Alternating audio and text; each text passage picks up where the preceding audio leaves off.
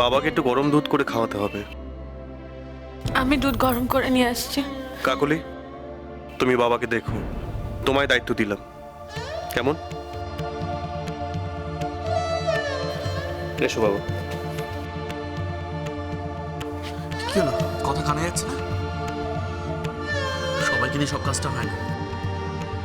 মা তো মরেই গেছে, বা বাবার মৃত্যুটা কি চোখের সামনে দেখতে হবে?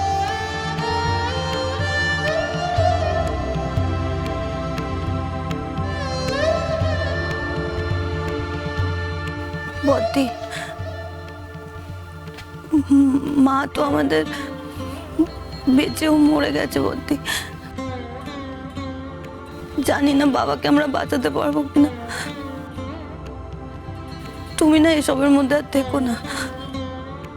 আমি জানি তুমি এগুলো করতে চাওনি, কিন্তু যাই হোক, তোমার জন্যই তো হয়েছে বলো। তুমি এসবের মধ্যে থেকো না, শুধু শুধু কি দরকার বলো তো।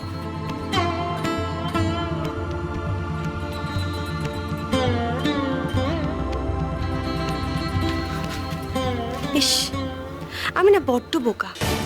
কত চেষ্টা করলাম তোমার পরিবারের সবাইকে মেরে তোমাকে একা করে দিতে। এখন তো দেখছি তুমি নিজেই নিজেকে একা করতে পটু। বেচারি শশী ঘোষ জিতেও হেরে গেলে তো। দেখলে তো তোমার সব কৃতিত্বে কেমন জল পড়ে গেল। তুমি জানো শশী, তুমি মরে যাওয়ার পর পূজনীয় শাশুড়ি মা তোমাকে দেবী বানিয়েছিলেন, আর এখন বেঁচে ফিরে এসে দেখো উনি মরতে বসে তোমায় কেমন খুনি বানিয়ে গেল। উফ, আমি যে কি খুশি হয়েছি না, মনে হচ্ছে এতদিন পরে আমার সব ইচ্ছে পূরণ হচ্ছে। আরো হবে, শুধু বুড়ি শাশুড়ি মার প্রাণটা একবার বেরোতে দাও, তারপর দেখো তোমার জীবনেও কেমন অন্ধকার ঘনিয়ে আসে।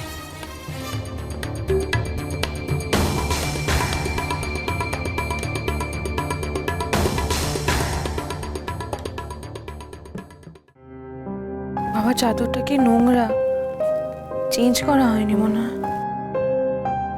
বালিশের কাভারগুলোও নোংরা। নিশিত তো বাবার ঘরে গেছে, এক্ষুনি এসে শুয়ে পড়বে। চেঞ্জ করে দিতে হবে। বেচারা আমাকে ছাড়া এতদিন কষ্ট পেয়েছে, এখন মাকে নিয়ে চিন্তা। সব মিলিয়ে একেবারে ঘেটে গেছে।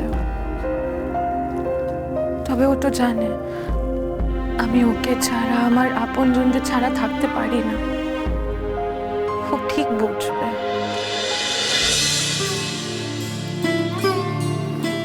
আর কেই বা করবে এসব। নিশিত অসুস্থ ছিল, আমি তো নিজে এসে সব দেখেছি।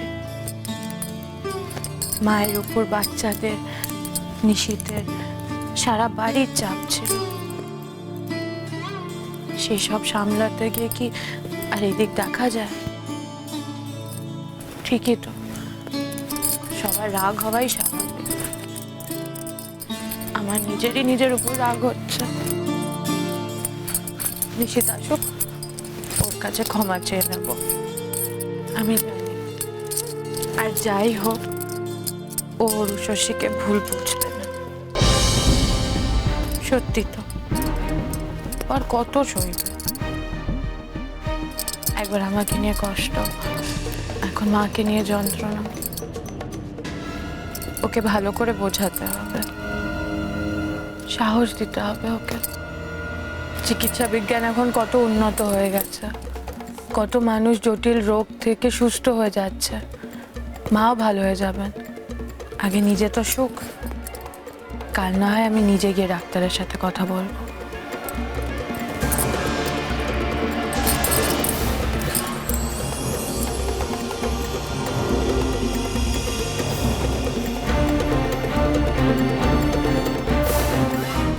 তুমি এটা কি করছো?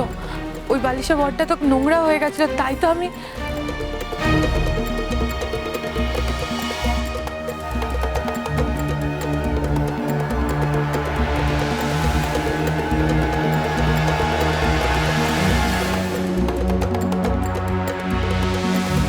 নিশিত, কেন তুমি তুমি এরকম করছো?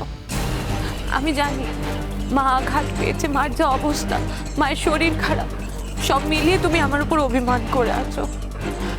একবার তো আমার কথাটা শোনো। আমার কেন করছো তুমি এরকম?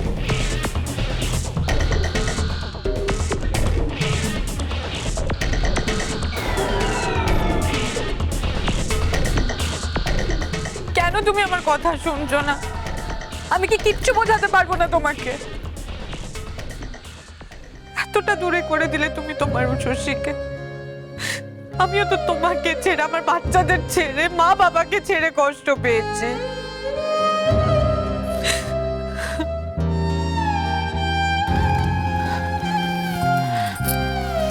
একবারও তুমি তোমার শশীর কষ্টটা বুঝলে না।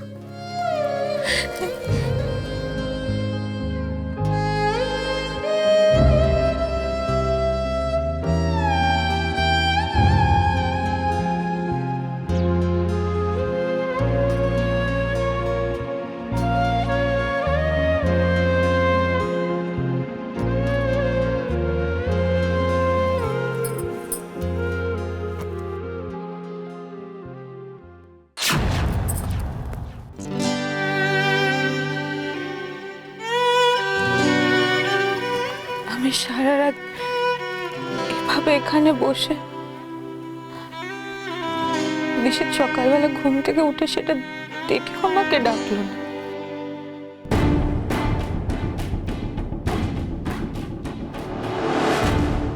মা, এই যে আপনার দাদু ভাইরা, ওদের স্নান করানো খাওয়ানো সব হয়ে গেছে, এবার বাবার সাথে খেলবে।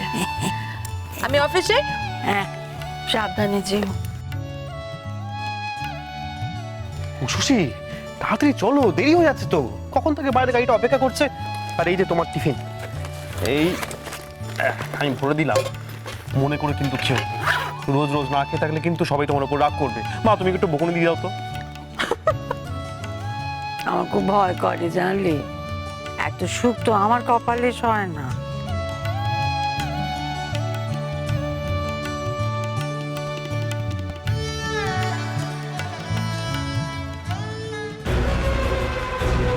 ও শশী,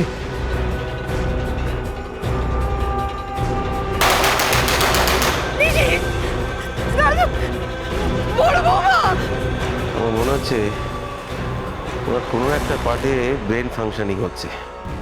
উনি কোনো কারণে উত্তেজিত, ভয় পাচ্ছেন, কোনো কারণে ভয় পাচ্ছেন। আর এই ভয়টাই খুব ডিপ রুটেড হয়ে গেছে।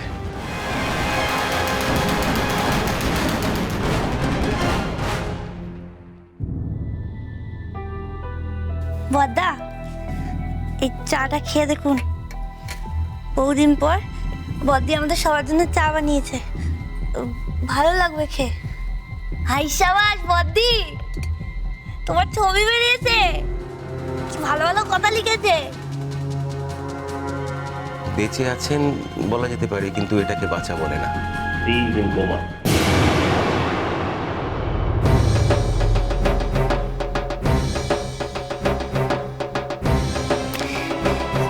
আমি যাই, বাবাকে গিয়ে কাগজ আর চাটা দিয়ে আসি। বদ্দির ব্যাপারে কোনো খবর বেরোলে বাবা সবার আগে পড়ে শোনায়।